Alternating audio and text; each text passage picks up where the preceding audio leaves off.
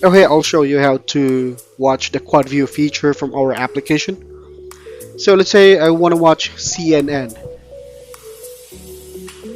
So from here, you just have to press the top button from your D-pad, and you'll see these options.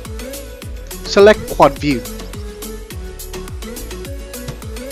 and you will see now 4 screens. Just ignore my screen because at some point it's kind of freezing because of the software that I use to record.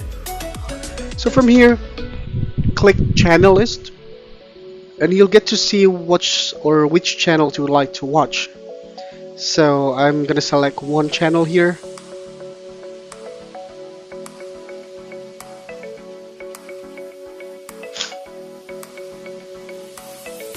and I'm gonna put it on the player number 3.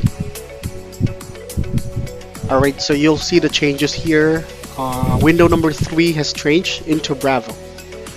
And up top, you'll get to select which sound source you would like to play.